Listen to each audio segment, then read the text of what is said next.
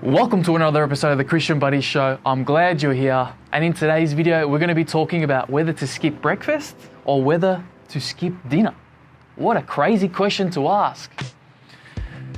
Where did this question come from? So I'll give you a bit of a background. I've been fasting now, intermittent fasting now for 9 months. The benefits have been through the roof. I've actually started a blog. I'm going to put a link down below, myfastingmotivation.com.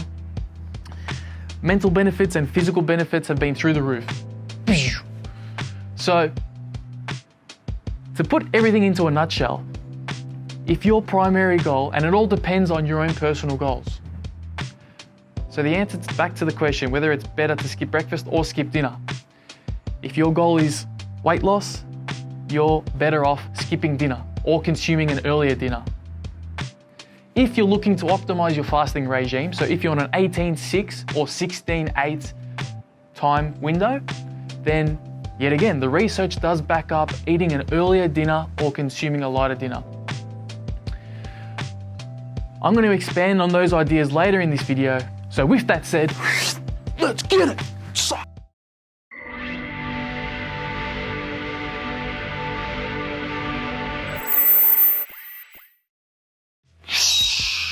Yes guys, I'm back. And as previously mentioned, if you are looking to lose weight, the most efficient method would be to skip dinner. Now I know most of you are thinking, why would I be skipping dinner? That's the most social meal of the day. And I'll give you credit, it doesn't make sense to be skipping dinner. So the second option would be to consuming a light dinner. And no, I'm not plucking this information out of thin air. I actually have some research to back this up. There is a lot of documentation on this. So let's look into that. I'm gonna pull up my trusty article. A publication entitled High Caloric Intake at Breakfast versus Dinner Differentially Influences Weight Loss of Overweight and Obese Women. It had the intention to study the effect of timed caloric intake, high calorie in the morning versus high calorie in the evening. So the meals were made up of 1,400 calories in total. The trial tracked 50 participants with the inclusion of 43 subjects to cover dropouts over the course of 12 weeks. So in total, 93 overweight and obese women were trialed. So the meals were divided as following. So group 1, which was the heavier breakfast, consumed breakfast at 8 a.m, which consisted of 700 calories, lunch at 1 p.m, which consisted of 500 calories, dinner at 7 p.m, consisting of 200 calories, and group 2, which ate the lighter breakfast and heavier dinner.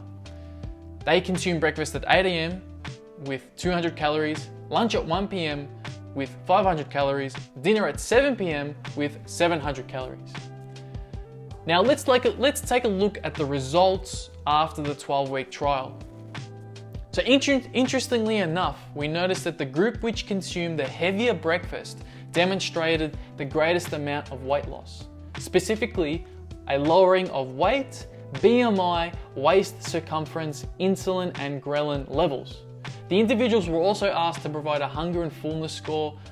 Group 1, the group that consumed a heavier breakfast, reported decrease in hunger throughout the day and an increase in fullness, correlating to the results provided. Despite the caloric intake at lunch, glucose and insulin responses were significantly lower in group 1, suggesting a positive effect against an insulin response after lunch. Now, to conclude this, although this publication cannot be translated to the majority of most individuals as it was conducted on females only, it does demonstrate a relevance in consuming a larger breakfast and associating night eating to weight gain and obesity.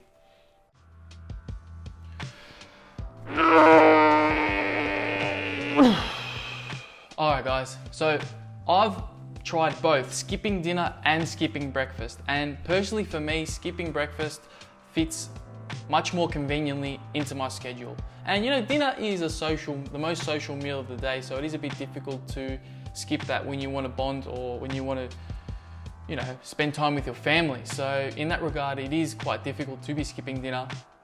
So ultimately, if you can't be skipping dinner, it is advisable to be eating an earlier dinner. And personally, I try and finish dinner by about 6:30, 7. Sometimes it gets pushed out depending on, you know, circumstances within the day, depending on what food I'm eating as well. And this brings me on to my next point, which is early time restricted feeding, which is essentially a type of intermittent fasting, but what you're doing is you're restricting your eating window to align with your circadian rhythm, which is a massive point to consider in your overall health. You know, you don't want to be eating too late into the night and then going to bed on a full stomach, just due to the insulin spiking at that point in time.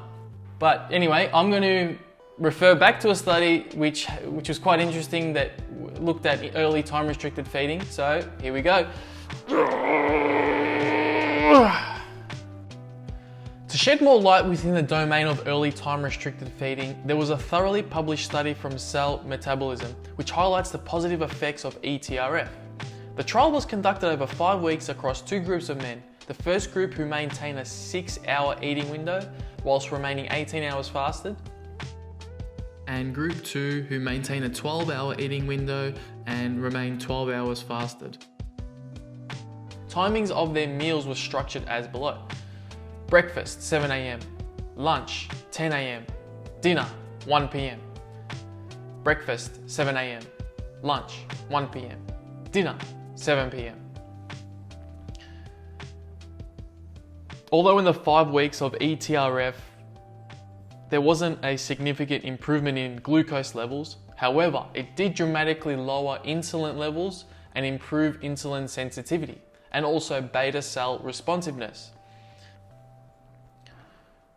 The results of the trial demonstrated no significant weight loss, but more so promotes how ETRF could dramatically improve such health markers as oxidative stress, insulin response, and beta cell responsiveness.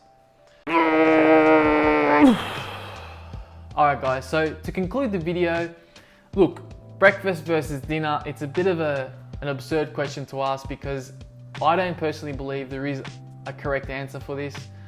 You want to fast, or you want to have a diet or regime that works around you. You don't want to be forceful in any way, because that increases the likelihood of giving up.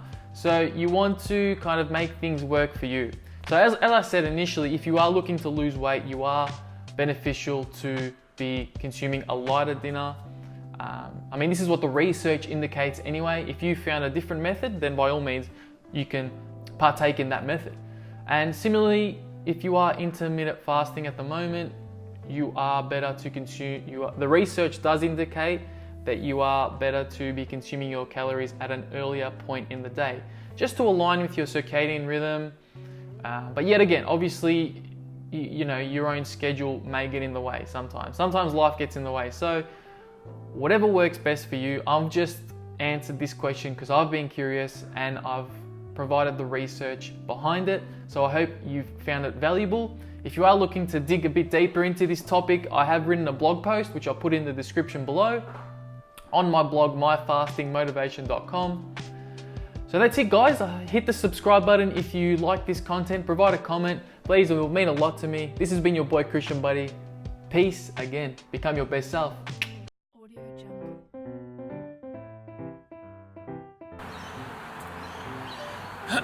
Check 1 2 1 2.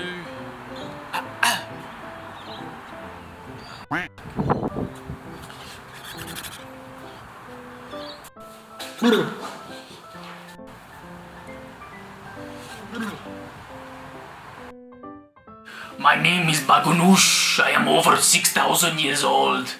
I know the answer to everything, every single question you ask. I can get the answer to you.